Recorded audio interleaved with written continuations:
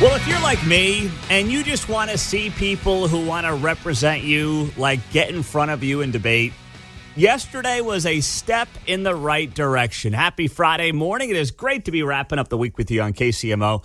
I stepped outside this morning. I was like, wow, I could get used to this. Mark's got a hoodie on this morning. My goodness. I brought hoodie weather. I saw it was 55. I'm like, all right, I'll get it out. I did not even look at my phone. I wasn't listening to my boy Greg Bennett. I stepped outside, John, and I was like, get me to football, baby. Unprecedented global warming. We're about to set a record low from 2004, I think it was. Is that right? Yeah, it's sometime this century. Oh, this is so good. So I am loving this right now. So, yes, it's nice. It's cool. You're going to step outside. It's going to feel like a fall football Friday and just soak it up because it is, after all, August 9th around here. So Donald Trump had his big hour-long press conference yesterday. Didn't hurt him, didn't help him. I'll get into more of that coming up later. But from a broader perspective, it sounds like we finally have some debates between Trump and Kamala Harris that we can look forward to. Here's what Trump said yesterday. All of that being said, I think it's very important to have debates. And we've agreed with Fox on a date of September 4th. We've agreed with NBC, fairly full agreement, subject to them, on September 10th. And we've agreed with ABC on September 25th. So we have those three dates, and those networks, they're very anxiously awaiting that date and those dates. So we have September 4th, September 10th, and September 25th. We have spoken to the heads of the network, and it's all been confirmed. So that was Trump yesterday from Mar-a-Lago, and good. I mean, there was no reason for Trump to dodge Kamala Harris in a debate. I don't know why he was kind of like, I don't know, I'll debate her on Fox on September 4th. But he's agreed to 3 debates. Now, the only one that she's agreed to is the one on September 10th that was previously scheduled between Trump and Biden.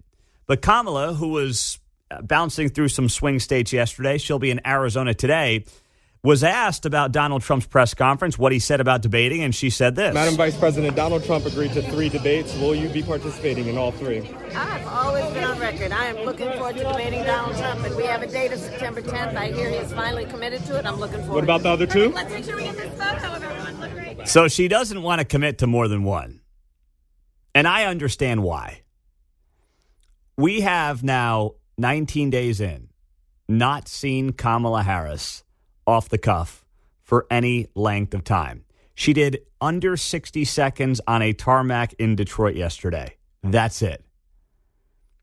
Instead of walking up the steps to Air Force Two, she walked from her vehicle to reporters and talked for literally 1 minute. And that's because she's basically been shamed into doing that. I mean, that's not a strength of Kamala Harris's. So she's willing to do this one debate. I don't know if we'll get more than one, but broadly speaking, I don't know how you feel at 913-408-7957, but the American people deserve debates. And I don't care if it's Kamala Harris and Donald Trump, if it is Sharice Davids and Prashanth Reddy in Kansas, if it's Mike Kehoe and Crystal Quaid, the 2 gubernatorial candidates in Missouri. The people deserve debates. I was recording Kansas City PBS's Week in Review yesterday, and our buddy Nick Haynes will be on the show at 9 o'clock. And Dave Helling asked me, this was after we were done recording, if I was surprised that Mike Kehoe did not debate in the primary. And I said, well, no, I'm not surprised because that's what these consultants tell them to do. The consulting class does not like debates for a couple of reasons. One, they're of the belief that they can only hurt you more than they can help you. And then 2, it gives them more power. It lets them basically drill into you, the voter, what they want you to see about their candidate. There's nothing natural about it. There's nothing organic about it. The consulting class has ruined debates. I can't even blame candidates necessarily.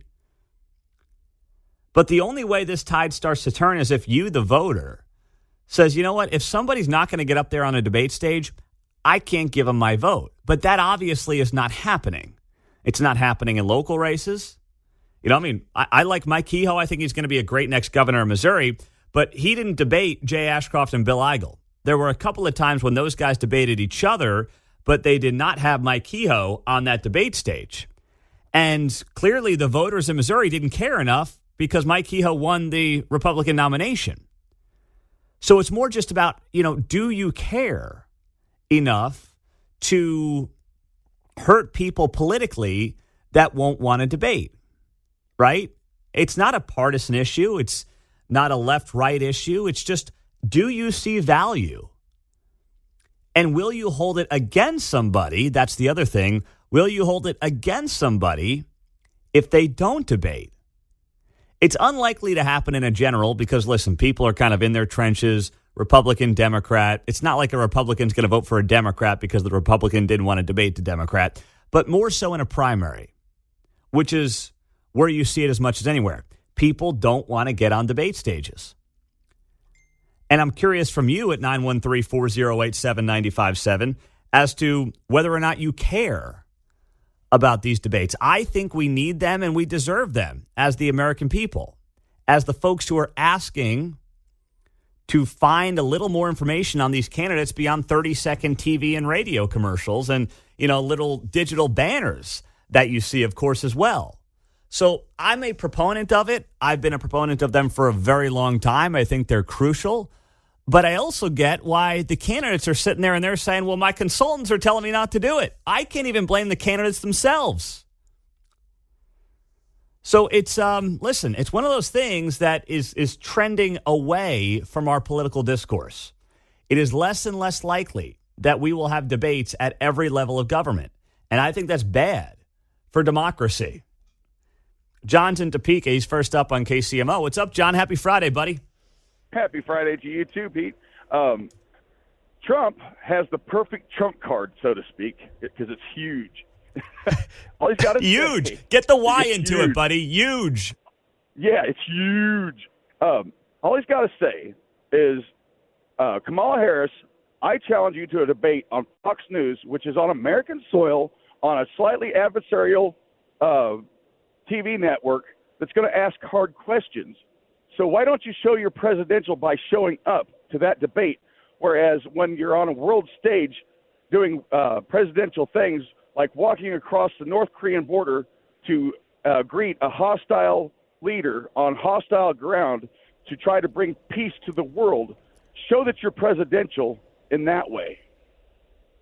I like it. I don't think it's enough, John. I like it. I just don't think it's enough. I think Trump's going to have to go into their lion's den, ABC, September 10th. And frankly, he should feel very confident in that setting. No one has debated more over the last 8 years than Donald Trump. Think about it. Guy did, a dozen debates in 2016, more in 2020. And, obviously he's already won this year. But stack him up, nobody's done more debating than this guy. And if he stays on point, if he stays laser focused, and he allows the country to meet, Kamala Harris, as many of us who cover this stuff know her, which is someone who's not good off the cuff, leave the policy out of it. Kamala Harris is not in a position to have a good showing at a debate. That's just, I would be stunned if she did. Even going back to the Democratic primary debates, which I watched, that was not her strong suit. It's one of the reasons that she dropped out before the Iowa caucuses. Trump's got to just kind of sit back, chill, not let his pent-up frustration from the last few weeks build up to that moment, and just let America get to know Kamala Harris. Because once they do, it will help Trump in a binary election. So he should debate her every opportunity he can, and I don't care if it's Snuffleupagus on ABC, NBC, I don't care where it is. Come to the Missouri State Fair next week. Do it that way. Josh Hawley and Lucas Kuntz are going to supposedly be there for a debate as well. Let's have some fun now. Anywhere, anytime, any place. That should be his attitude. The network should not matter. 913-408-7957. Happy Friday. It's great to be here. It's 614 on KCMO Talk Radio, 95.7 FM. We're streaming on the KCMO Talk Radio app. We have new stunning news from the Wall Street Journal on what happened back on July 13th, and we've got those details next on KCMO. The incompetency knows no bounds. Wall Street Journal's reporting from last night, some new information obtained through an open records request as to what happened in Butler County, Pennsylvania, back on July 13th, where Donald Trump nearly lost his life, is just stunning. So everybody has been pointing the finger at each other, right? You've had the finger pointed from Secret Service to local police to Secret Service, and around we go.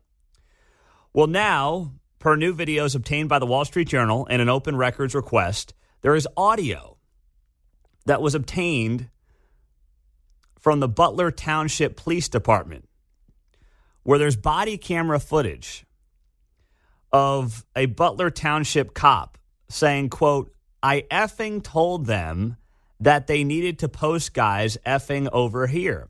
I told them that effing Tuesday.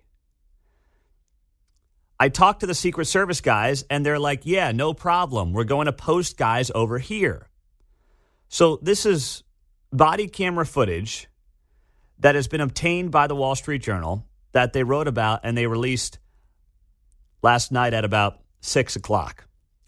So this footage is now painting a much more complete picture of the anger and frustration on July 13th in the moments after Thomas Crooks nearly killed Donald Trump and obviously did kill another spectator, and 2 others were injured. This was obtained via a public records request yesterday. So a police officer in one of the videos at one point refers to a suspicious individual who had been lost by authorities. The unidentified officer referred to, quote, "a gentleman with a flat face that we were looking for earlier. He was creeping people out." The officer's account, broadcast over radio, was captured on one of the body cameras. He said, quote, "he was watching people out in the woods by the water tower. I'm not sure he is the gentleman down or not." 10 minutes after the shooting, another officer arriving at the warehouse said to a fellow officer, "I thought you guys were on the roof. I thought it was you. I thought it was you." "No," came the reply, with an explanation that no officers were on the roof. The officer replied in frustration, quote, "What the F? Why were we not on the roof? Why weren't we?" Federal law enforcement officials have said that the Secret Service thought the local law enforcement officers, including snipers from the Butler County Emergency Services Unit, were supposed to secure the building from which Thomas Crooks fired. However, a local law enforcement official involved in the event planning previously said the tactical team's heads told the Secret Service during walkthrough that its snipers would be inside the building on its second floor. The Butler team did not want the snipers on the roof because they would have been exposed to temperatures over 90 degrees throughout the day, the official said. Also, the sloped roof would have obscured some of the snipers' vantage points, he said. On the day of the rally, the Secret Service had limited interaction with local police, including the Butler County Emergency Services Unit. This is incompetency and miscommunication top to bottom. And it goes to show you, even at the levels of the Secret Service, they're human beings. I mean, how many times do you have miscommunication at your office? All the time, right? I mean, we all do. It's fine. We're human beings. You think someone's doing something, you're zigging, they're zagging. It happens. The difference is, if that happens at your workplace, it doesn't end up with people getting killed, most likely, unless you're a cop or something. It doesn't end up with a former president coming within a quarter inch of losing his life. That's the difference. And that's why we expect more from the men and women who are in the Secret Service. But there's been a lot of finger pointing from national media, I believe through sources within the Secret Service, who have said, these podunk cops in Butler, PA, they don't know what they're doing. They don't know what they're talking about. But now, at least this brings another angle to the story, where you've got local cops on body camera saying, I told the Secret Service on Tuesday, this of course came on Saturday, that they had to have this building taken care of. They had to post guys over here. And the Secret Service apparently told them, yeah, we got it. And then after the shooting takes place, you've got confusion amongst local authorities where some of them thought that somebody was on the roof. Of course, not a shooter, but somebody from law enforcement. And it starts to make more sense as you watch the video of these snipers who are behind Donald Trump, where the guy kind of comes off of his focus, questions if he's seeing what he thinks he's seeing. And then moments after Thomas Crook fires, the guy who is behind Donald Trump on that other sloped roof fires back, and theoretically he's the one who killed Thomas Crooks. But I always wondered, the minute those videos started dropping, I wondered if that sniper was like, is that one of us? Or am I actually seeing what I think I'm seeing? Am I actually seeing somebody who is about to potentially take a shot at Donald Trump and at this crowd?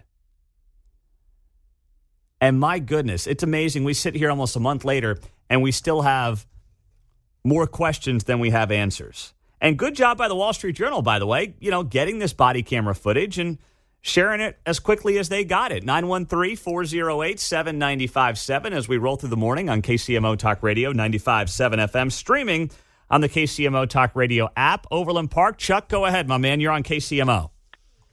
Yeah, good morning, Pete. In the 2000 election cycle, I was assigned as a military liaison to the Secret Service for the inaugurational activities and planning. And I got a backstage pass to the D.C. Secret Service headquarters, and I was struck by the entrance. Once you get in past the secure area and you go into the bowels of the Secret Service, the hallway that you must walk through has a picture, or had a picture, of JFK and Jackie smiling and waving as they entered Dealey Plaza. And this, I was struck that this was that somebody, an organization, would have that as their premier failure that everybody had to walk past. I wonder two things: is that photo still there? And if it is, are they going to add the Trump pump fist or fist pump photo to that? So that's interesting, Chuck. Thank you. I don't know if that photo is there as a reminder of, their biggest failure to date. Obviously, we would just be speculating on that. But if it's there for that reason, I kind of respect it as a reminder of, hey, that day we colossally failed. I'm okay with that if that's why it's there. But if that's why it's there, then yeah, they damn well better put a picture of Trump back up there. You're right. Thanks for that, Chuck. I appreciate it. I mean, this should be one of those things that it's amazing. It's been a month and everyone's forgotten about it to some degree. But this is a story that needs to continue to be brought up to get answers as to what the heck happened. I know the news cycle's moving a mile a minute, but my goodness, it wasn't even a month ago this happened. And it's getting buried in some respects.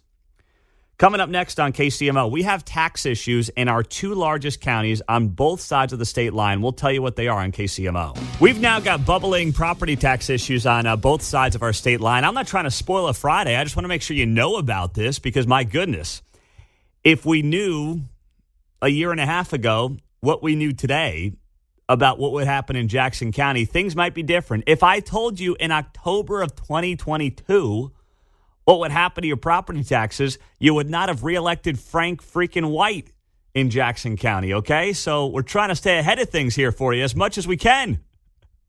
We're doing our part. One is by land and two is by sea. Yes. Almost couldn't get it out here. Yeah, that's Friday. That's early okay, morning John. here. It's early. It's Friday, man. We're getting through it on KCMO. It's 55 degrees when you walk out the door, I think I saw on my phone this morning. My goodness, it is great. 57, sorry. I don't want to give you any wrong information. We would never do that here on KCMO. Fake news. All right, so let's start in Jackson County, where 2 days ago you had the big announcement from the Missouri State Tax Commission that announced that the county has to roll back the vast majority of those assessments that came in over the 15% threshold to no more than 15%. That was the big news on, I guess that would have been Wednesday. It came down from the Missouri State Tax Commission. And yesterday we had people across the board on this thing. We had on John Patterson from the Missouri House. We had on Sean Smith. We had on Preston Smith. So we had on people who know all different angles of this story and this issue. Well, yesterday there was a press conference that took place, and it included Sean Smith from the Jackson County Legislature, who also is running against Emmanuel Cleaver for Congress, and Manny Abarca. They held a press conference to try to get some more information out there for the people because Frank White's not doing anything. Frank White's nowhere to be found. Can you pull up for me, John or Mark, the Monarch schedule? Maybe they're he's at out. home. Oh, they're at Yeah. home? Okay. Yeah. So he could have been there yesterday. He's not on the road in, South Dakota or something like that. I think they had an off day even yesterday. Oh, like the Royals. he could have been there. Unbelievable. It's not like he was tapping tushes down the first baseline. What are we doing here? So anyway, Sean Smith and Manny Abarca hold this press conference, and, Sean Smith made it very clear that there's still a lot of harm that has been done and can still be done to the taxpayer in Jackson County, and it's up to them to fix this. The reality is that while that failure lingers, we continue to do harm to people. How? Well, there's people out there with mortgage payments they can't afford. Yeah, he's right, and we've talked to you.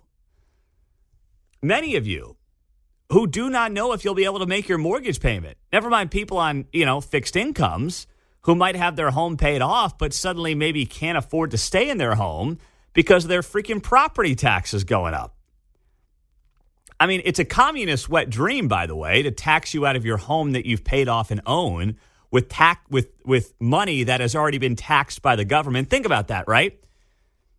You pay a mortgage on a home that you have bought with money that was already taxed by your federal government, your state government, your county government, and your city government.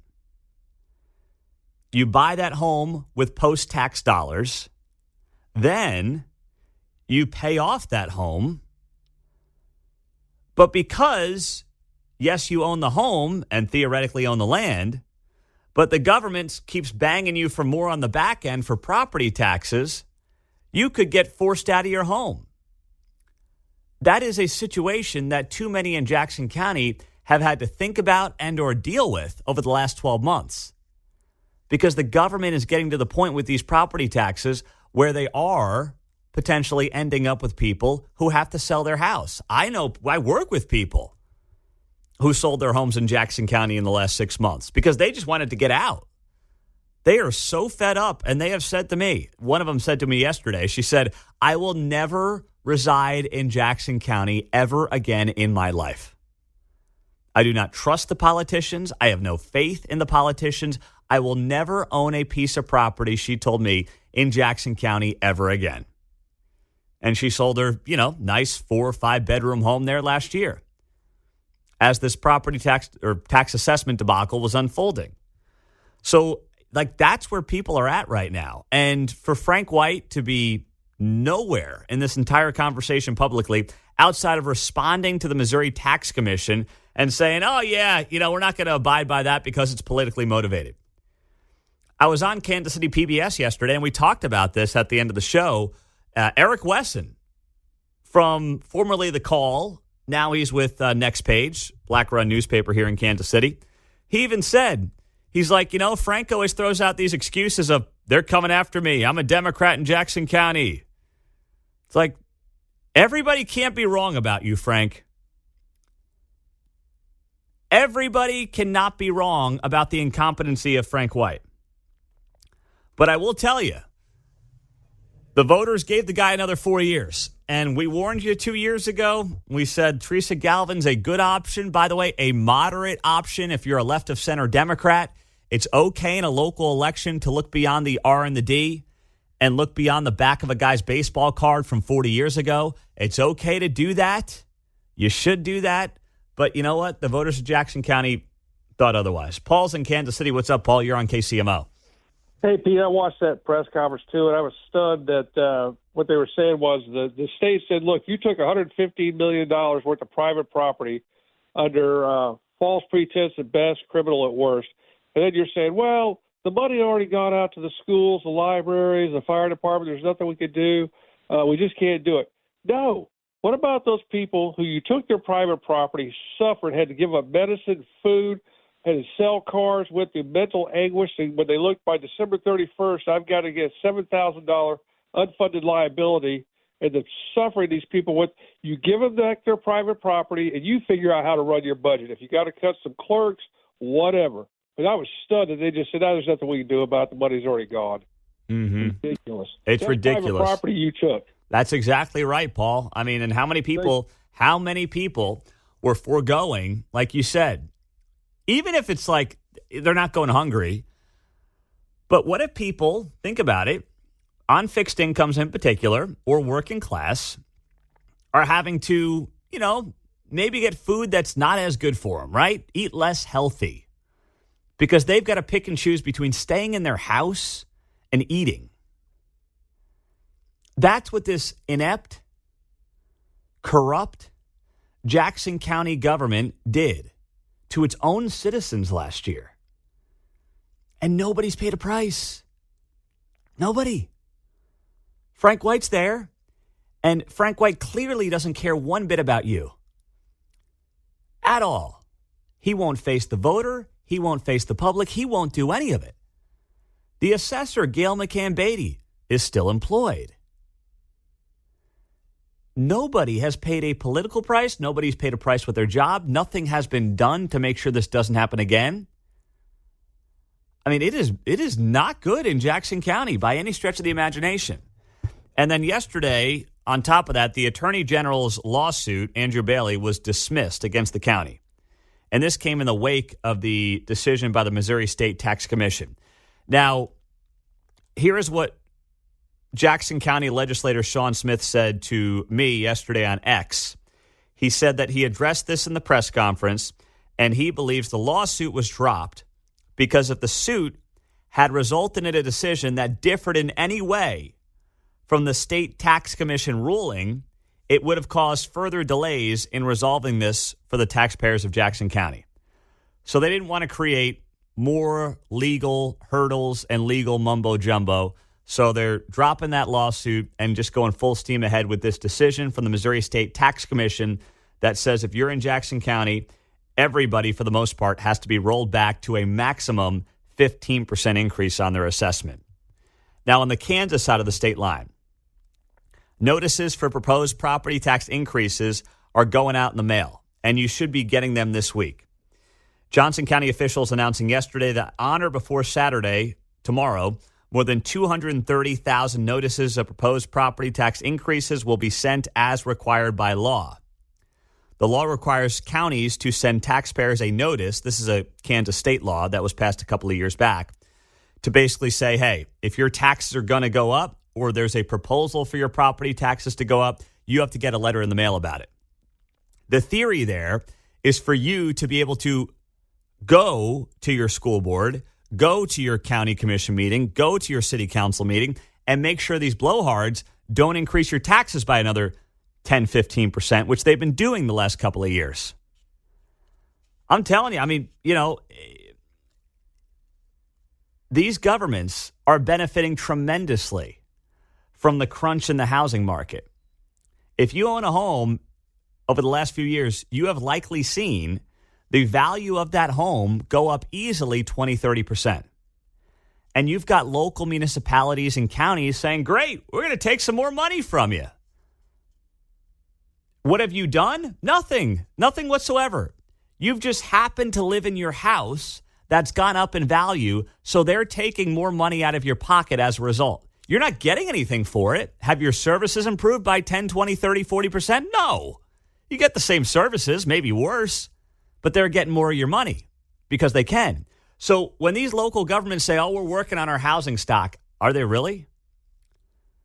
Because they are benefiting by the housing crunch. They are benefiting in places like Overland Park, Olathe, Lenexa, by having the value of your home continue to skyrocket. And they can say, oh, we're reducing the mill levy, yada, yada. Okay, yeah, you're reducing the mill levy a little bit, but you're still getting more of the taxpayers' money. So don't let them fool you on the whole mill levy thing. 913-408-7957. So check that mailbox today if you're in Johnson County, because that'll be coming today or tomorrow. Maybe you got it yesterday. I don't check the mail in our house. I'm not the mail guy. I don't know about you, but maybe I'll check it today. for the first time in a long time. Pete Mundo on KCMO 95.7 FM, streaming on the KCMO Talk Radio app. Speaking of Johnsons keep showing up in the Olympics. They're continuing to be a top story. So we go from Johnson County to Johnson's in the Olympics. We'll talk about it next. John's in Grain Valley as we continue to hear from you on the property tax fiasco that's impacting Jackson County. Hopefully getting answers sooner rather than later. John, what's happening, my man? I just wanted to call and vent. Thanks for having my call. I aggressively paid my house off in 2020 after 12 ownership. Got blessed with a 77% increase on my appraisal, which was the highest in the whole subdivision. The value was the highest in the whole subdivision. Negotiated it down through 2 sessions of fistfights to a 30% increase. And, after paying my student loans and watching other student loans relieved, I went to the easiest way I could do to pay off that property tax bill. My kid's 529, which is not, borderline, not proper. Yeah. But, what a way to go. Look, save for my kid's 529 since he was 6 months old, and I'm using it to pay property taxes. And quite honestly, I'll probably do it again this December. Think about that. Thank you, John. Think about that, man. I mean, how many people are in that position where they got to find money elsewhere to pay the government to live in the house that they bought with post-tax dollars and, in John's case, paid off? And as another Jackson County resident said to me yesterday, right here in the building, within 5 minutes of me getting off the air, the Chiefs and the Royals lost their vote on April 2 in large part because of the property tax fiasco from last year. And we talked a lot about it leading up to that vote. And I said it was going to have an impact. And that's why when these coastal consultants came into Kansas City and thought, all you got to do is throw Patrick Mahomes on a flyer, all you've got to do is get Travis Kelce involved, and you will get whatever you want from the taxpayer. You've won back-to-back Super Bowls. It's like, no, you don't understand what's going on the ground here in Kansas City, in Jackson County. You don't get it. This was the first chance for serious blowback against taxes in this county in the wake of last year's tax assessment fiasco. And also, people didn't like the Royals' plans. They didn't like the Crossroads deal. We know about all that drama. It wasn't even really about the Chiefs, but it was a message from the voters. And the consultants who helped these two teams were clueless. And by the way, they probably fleeced the teams for millions of dollars. All they could have done and needed to do is listen to this show. That's all John Sherman and Clark Hunt had to do. And I know they may not be here all year round, but they can stream it on the KCMO Talk Radio app. I'll personally download it on Clark Hunt's phone so he can listen when he's down in Dallas. It's all good. We're cool with that. Or, he's up in St. Joe, although 710 gets up to St. Joe, so they can listen there on the AM. It's like, come on, guys.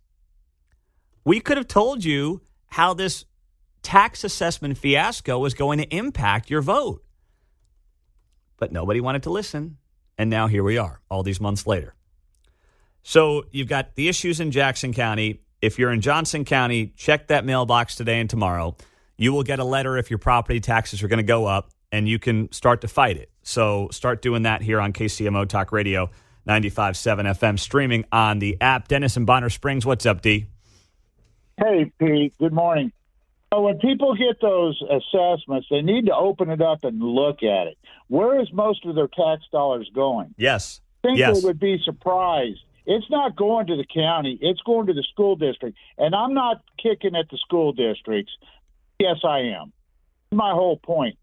I grew up, I was in a classroom with 2 classes with 40 to 45 students and 1 teacher. The class scores in the 50s, 60s. Yeah, it's Look not. Look at the scores. Yes. It's not, though, Dennis. It's not even really the teachers or the classroom sizes. It's the administration. That's where the money's going in these school districts. That's one point. Here's a good one. Baser Linwood School District. They just passed a bond issue. And they told the voters, your taxes aren't going up. This is a continuation. Guess what? They came out 2 weeks later and said, oh, there's an error on bookkeeping, and we're going to have to put in for a tax increase. Oh, it's funny how that works. Thank you, Dennis. I appreciate it. It's funny how that works. You're right. Someone texted in saying, Laura Kelly keeps raising my property taxes. Most of your property taxes goes to schools, your city, and then your county. The state is not even close to a bulk of your property taxes, just so we're on the same page. So the Olympics, just as we put a bow on the hour here, we know now, if not, you can Google it if you're so inclined, about the French pole vaulter Anthony Ammirati, who went viral for his pole vault because his pole got in the way of clearing the pole vault, and he went viral for that. Well, now we've got another guy who goes viral thanks to his blessings, shall we say. French diver. What's with these French guys? Two French guys with third legs. What the heck's going on here? I didn't know the French were built like that. John, did you? Well, the blue ones aren't M&Ms. Yeah. Okay. We got French diver Jules Boyer, who has gone viral because of his revealing swimsuit. He finished 8th in the men's 3-meter springboard diving final yesterday. But it's how he was built that led to him getting a lot of attention. So, all this talk about how men are chauvinistic pigs and, guys are just looking to watch women play volleyball at the Olympics to check out women in bikinis. It's like, not really. The most viral Olympians for their bodies over the last couple of weeks have been a couple of dudes, and they both happen to be French. So do with that information what you want. Now, we just got done talking about Donald Trump had that hour-long press conference yesterday, and Dan Bongino played a bunch of that in his 1 p.m. hour. So Dan was dipping in and out, and it was a wash for Trump. I didn't think it helped him a lot. I didn't think it hurt him a lot. If you're, part of Trump's base, you loved it. If you are someone who doesn't like Trump, you hated it. And that doesn't really move the needle either way. So it was a wash. But what it did help him with is at least resetting the narrative and getting storylines out there that he wants to get out there, including the fact that, as he rightfully noted, Kamala Harris is not talking to the media at all. It's been 19 days since she was anointed the nominee by Joe Biden, and she has not done anything with media. Everything has been on the teleprompter until yesterday when she did a single minute-long, literally a minute-long Q&A on a tarmac in Detroit.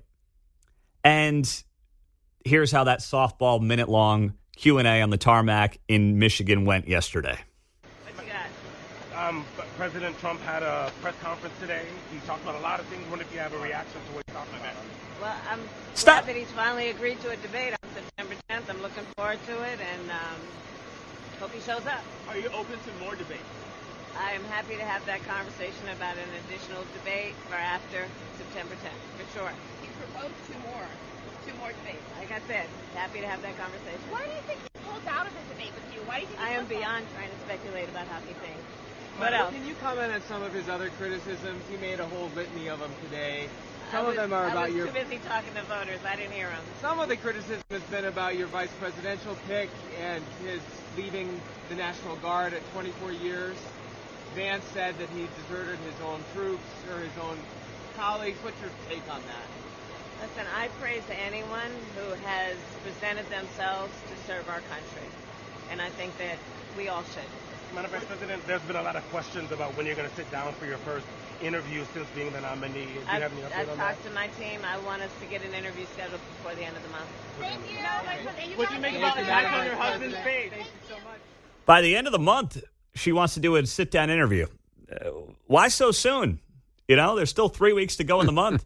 What's the rush, Kamala? I mean, geez, it's been 19 days. Why hurry this thing through? These reporters are worthless, aren't they? They don't even ask questions. There's no, pointed questions. And these people are covering the most powerful individuals in our country. And they're worthless. They don't know how to ask a who, what, where, when, why question, which is like journalism 101. Can you react to Donald Trump's press conference at Mar-a-Lago? Here's the beauty of that. It's not a question, so Kamala can say whatever she wants. And then they focus on the debate. It's been 19 days since Kamala Harris was basically handed the reins from Joe Biden. Yesterday was the first time she had answered any questions off the cuff from the media. You had literally, what was that, Mark, a minute and 20 seconds, give or take? Yeah. And all you want to talk about is the debates? Part of the reason for a debate is to get answers for the American people on where you stand. So you could do that too, guys. Like, that could be part of, your job.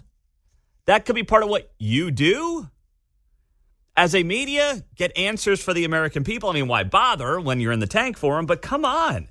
And then at the end, can you comment on, stop asking about can you comment on? That's what 18-year-olds do. Ask a real, pointed, serious question. My gosh. They're horrible at their jobs. I don't know what else to say. I mean, they don't know how to do their jobs. And it becomes more evident by the day. Or they just don't want to do their jobs. Maybe it's a combination of both. I don't know. But that's it. And now Kamala's saying she wants to get an interview scheduled by the end of the month. She knows it's August 9th, right? Not August 29th. Like, she knows where we're at in the month. Just happy to have a conversation about that, Pete. Yeah. I said it yesterday. I haven't heard this anywhere else. Trump or Fox, somebody needs to do a count-up clock. Instead of a countdown clock like for the Super Bowl and the Oscars, somebody should have a count-up clock. Moments since Kamala Harris was anointed by Joe Biden on that Sunday and has not done any serious press conference or sit-down interview. And it would be whatever it is, 19 days, 20 hours, 47 minutes, and 32 seconds. Someone's got to do that. Well, Noah Lyles couldn't get it done last night in the 200-meter. American sprinter, he won the 100-meter a couple of days ago. That was on Monday. And then he was trying to be the first American, and only American, since Carl Lewis in 1984 to win the 100 and the 200 at the Summer Olympics. And he came in third place last night. And if you watched it, you're watching Noah Lyles kind of fall down after he finished third and won the bronze. And he's lying there, and it looked kind of overly dramatic. And then he's like sitting in a wheelchair, and you're like, okay, what's going on here? And then we find out he's asthmatic. And then it turns out he shows up on screen for an interview, and he's got a mask on. And it turns out he had COVID. So Noah Lyles wins the bronze after apparently getting COVID on Tuesday morning, which was the morning after he won the 100-meter by 5/1000ths of a second. And you're like, okay, that's pretty damn impressive, right? Bronze medalist in the 200 with COVID. But then I start seeing these videos surface from before the 200-meter. So it's kind of like each guy comes out, and they come out of the tunnel, and it's like an NFL game where they're hooting and hollering and everyone's cheering and the whole thing. So he comes out of the tunnel moments before the 200-meter. Kind of like Patrick Mahomes coming out of the tunnel, before a Chiefs game. And he's going nuts. He's hyping up the crowd. He's running around. I mean, it was like WWE.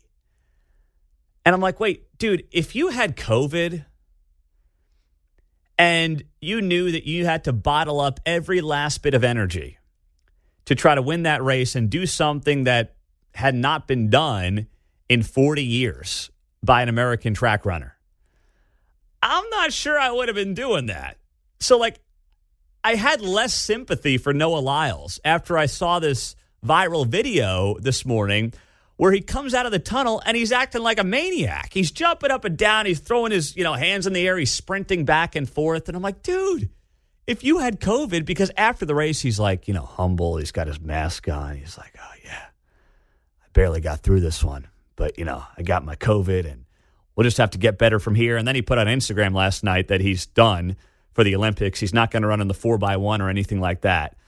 But I'm like, what were you doing, man? I mean, I get it. I'm not some track consultant here, but I got enough common sense to say if you got COVID and you got to bottle up every last bit of energy you have, don't be acting like a lunatic 30 seconds before the race here. What are you doing? I've been watching a documentary on this guy on Peacock. Oh, yeah? And he's been trying to get up to the 200 for the Olympics to break the world record. That was the whole point of this whole documentary. And then he gets bronze. I wonder how it's going to end, right? Yeah, well, it's kind of I guess that was his better race. It was a surprise he won the 100, right? Yeah. So the 100 was kind of the icing on the cake. It was always assumed that the 200 was the one he was going to win.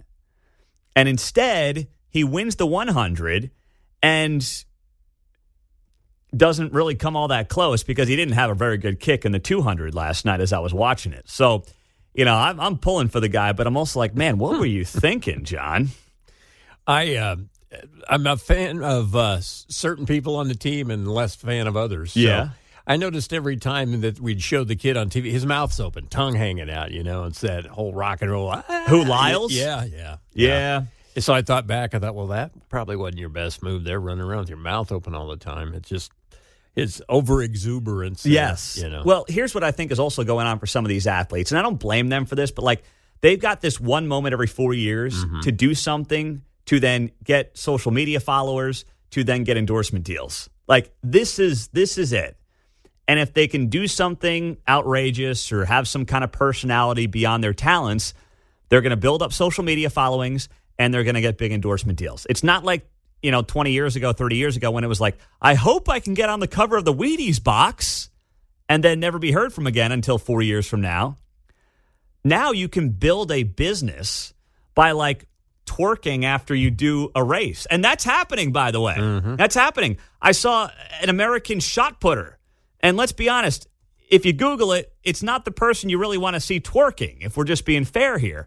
But she starts twerking after one of her throws, and I'm like, I get it, but I'm not really into it. Especially, what I'm talking about. It wasn't my kind of twerker, if you see where I'm going with that. Yeah. But either way, I understand the business angle of this whole thing. I do. I'm understanding of it. I like capitalism. But at the same time, some of these people are really acting like goofballs. Well, you're right. I mean, I get the whole point of building the brand, but at the moments of the award, the exuberance and the over celebration, it's like I was always taught, act like you've been there. Yeah. Right. You score a touchdown, only throwing the ball around and stuff, just hand it to the ref, act like you've been there, And so that's kind of the stuff gets on me a little bit. Or you could just be there's like a cloud. You could just be like these French Olympians and just, be blessed with a third leg and just go viral that way. That's the other way to do it. You've got two French Olympians now, the pole vaulter, Anthony Ammirati, and now another guy, one of the French divers, Jules Boyer. They both gone viral thanks to how they were blessed by the good Lord. I'll leave it at that. The Jules. Yes. For Jewel. Yes. They have done very well for themselves. And now they've both gone viral for that reason. So I guess if you can't go viral based on what you're packing, you got to do something else to get some attention. But I'll tell you what, that's a lot easier. Just show up in your skimpy little swimsuit, and before you know it, you got 1 million Instagram followers and probably 2,000 DMs. So there you go. That's one way to go about doing it.